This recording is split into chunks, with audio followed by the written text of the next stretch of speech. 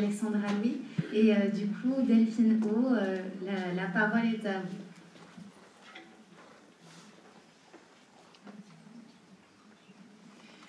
Merci beaucoup, bonjour à toutes et à tous. Peut-être je me présente, donc je suis Delphine O, je suis ambassadrice pour les droits des femmes au ministère de l'Europe et des Affaires étrangères.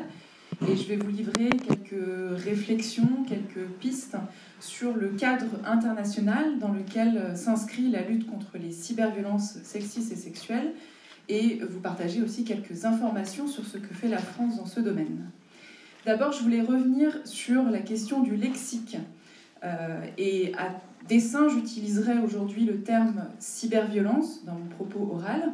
Je sous-entends évidemment cyberviolence sexiste et sexuelle, mais il faut savoir que dans le cadre juridique international, nous utilisons un terme qui est bien plus compliqué et bien plus long, mais qui en fait reflète et capte une réalité plus complexe. Ce terme, c'est le terme de violence en ligne fondée sur le genre et facilitée par la technologie. C'est un petit peu long, comme vous le voyez. En anglais, c'est Online and Technology Facilitated Gender-Based Violence.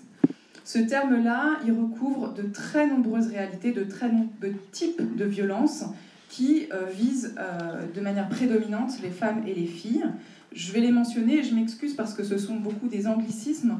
Le flaming, qui est une série de messages délibérément hostiles et insultants qui vont s'adresser à une victime. Les comptes ficha, vous en avez peut-être entendu parler, ce sont des faux profils destinés à humilier une personne en ligne. Le revenge porn, qu'on ne souhaite plus utiliser comme terme aujourd'hui puisqu'on parle de diffusion non consentie d'images à caractère intime. Les raids numériques, le slut shaming, je n'explique pas, le body shaming, la sextorsion, le doxing, qui est la divulgation de données personnelles, etc., etc. Ça, ce sont des violences qui ont lieu en ligne, principalement contre les femmes et les filles. Mais il y a aussi des violences qui n'ont lieu offline, dans la vraie vie, mais qui sont facilitées par les nouvelles technologies. Je pense par exemple aux AirTags, ce sont des petits instruments qui ont été créés par Apple pour retrouver son téléphone. Et en fait, ce sont des petits objets comme ça que des conjoints ou ex-conjoints violents vont insérer subrepticement dans le sac à main de leur conjointe ou ex-conjointe pour pouvoir les pister.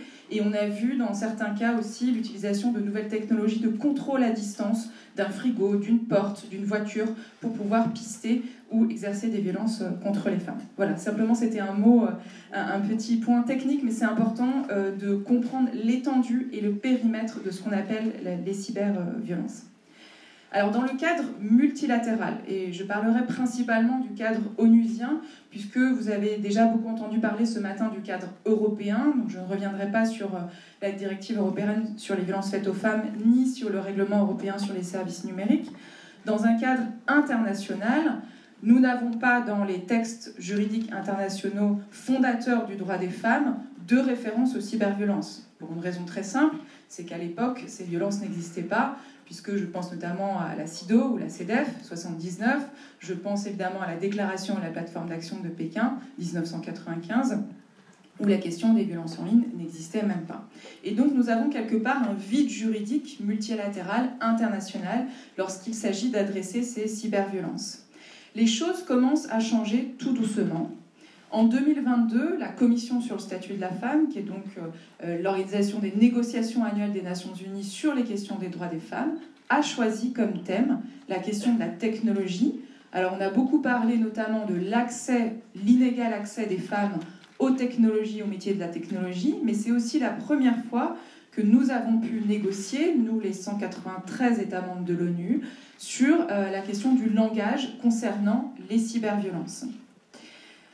L'an dernier a été une année particulièrement riche, 2024, en matière d'adoption de textes sur les questions des cyberviolences. Je pense notamment au Pacte pour l'avenir et au Pacte numérique mondial. C'est la première fois depuis les objectifs du développement durable que tous les États membres de l'ONU se mettaient d'accord sur un texte global. Et dans le Pacte numérique mondial, nous avons réussi à faire inscrire la mention des cyberviolences, plus exactement des violences sexuelles et fondées sur le genre, qui ont lieu, qui sont permises par ou sont amplifiées par l'usage des technologies.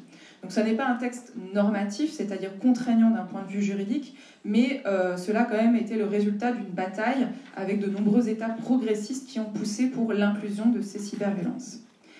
Au même moment, en septembre de l'an dernier, la France a présenté une résolution à l'Assemblée générale des Nations unies pour la première fois, une résolution qui s'intitule « Sur l'élimination de la violence à l'égard des femmes et des filles dans l'environnement numérique ». Donc là, le sujet était expressément, précisément la question des cyberviolences. C'est une résolution biannuelle qui est portée par la France et les Pays-Bas sur la question des violences, et tous les 2 ans, on change de thème. Et c'est intéressant parce que pour la première fois, ce texte a été adopté avec le soutien de 170 États, et c'est une première historique. D'habitude, nous avons plus d'opposition. Ce texte mentionne notamment la lutte contre les discours de haine en ligne, la nécessité d'imposer aux plateformes la suppression des contenus violents, l'encouragement aux plateformes à éliminer des contenus qui sexualisent ou exploitent les femmes et les filles, et la nécessité de la lutte contre l'impunité.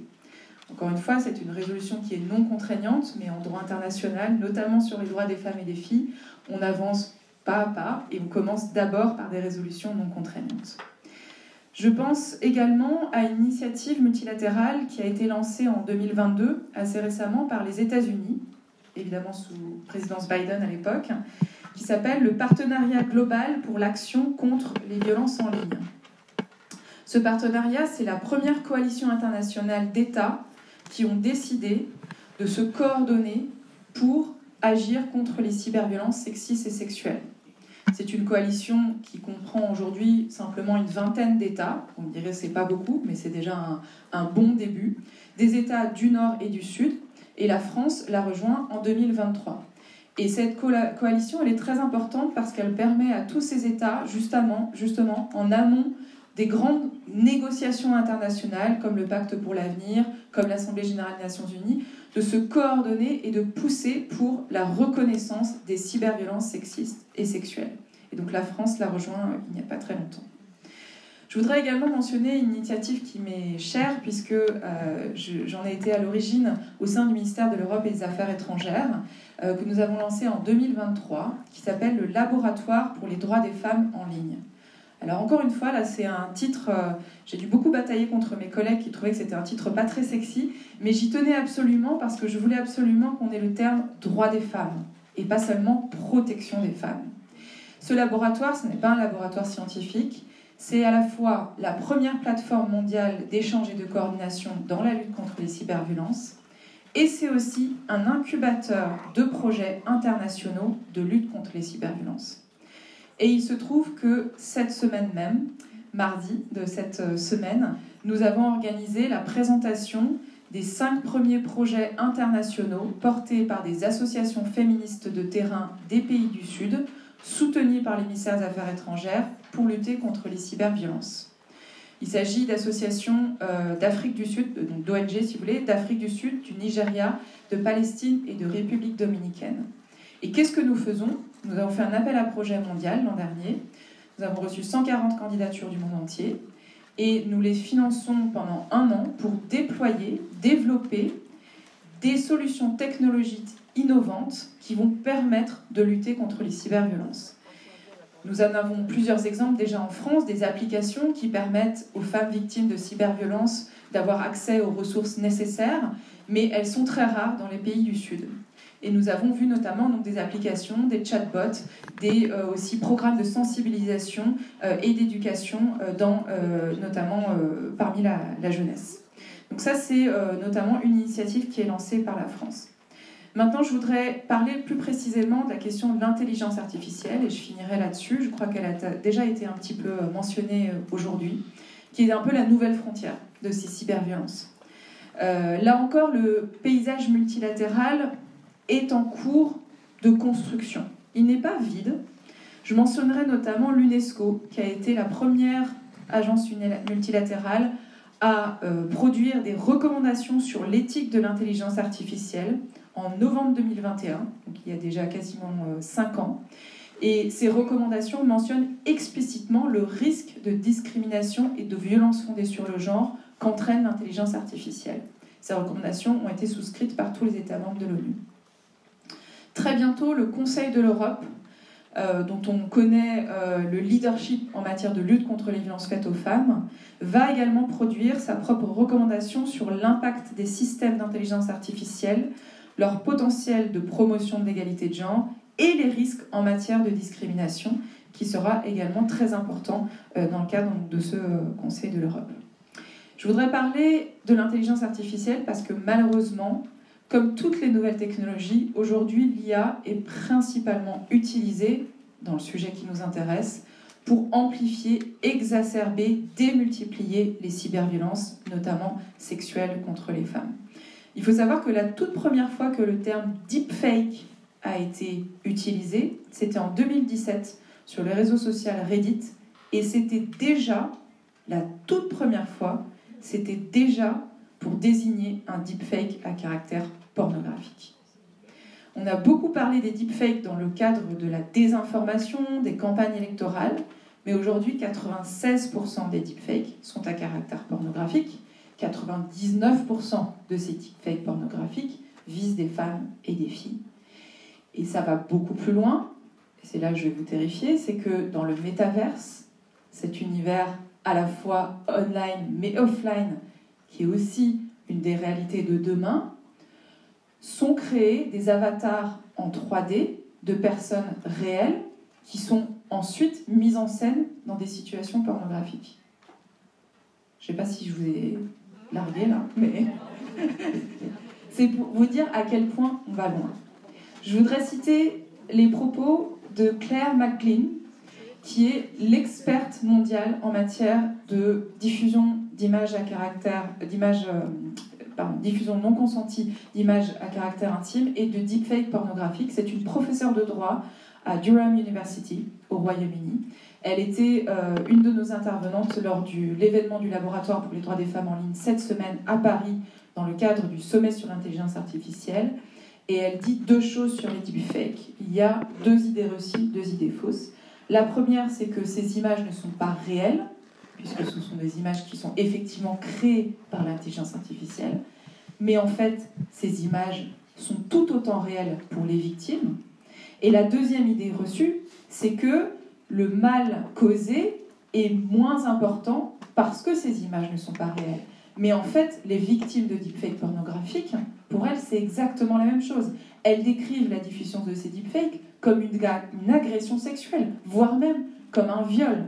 Il faut savoir que les deepfakes pornographiques, ça ne concerne pas que les actrices, les chanteuses, les stars de la jet set. Et c'est déjà un problème si ça les concerne. N'importe quelle personne, c'est-à-dire probablement toutes les personnes qui sont ici dans cette salle, qui a à un moment posté dans sa vie plus d'une 50aine de photos d'elle-même sur Internet, sur Google, peut être victime de deepfake pornographique. Il suffit de rassembler une 50aine de photos de la personne, d'aller sur un site de création de deepfake pornographique, et pour quelques dizaines d'euros, vous créez un deepfake pornographique. Et une fois qu'il est sur Internet, c'est quasiment impossible de le retirer. Maintenant, où en est-on de la lutte contre les deepfakes pornographiques ? En France, il n'y a pas aujourd'hui de réglementation sur le sujet, mais il commence à y avoir un début de coopération multilatérale. Je voudrais mentionner deux exemples et je finirai là-dessus. D'abord, le Royaume-Uni est en pointe sur ce sujet et la question de la criminalisation est importante, puisque lorsque le gouvernement britannique, il y a quelque temps, a annoncé son intention d'initier un projet de loi sur la criminalisation des deepfakes, notamment à caractère pornographique, il faut savoir que le plus grand site mondial de création de deepfakes pornographiques a bloqué lui-même l'accès à tous les utilisateurs britanniques, à son propre site, de peur de répercussions légales. Donc ça marche. Deuxième exemple qui a été mentionné tout à l'heure par quelqu'un, je ne sais plus, Alissa peut-être, Telegram.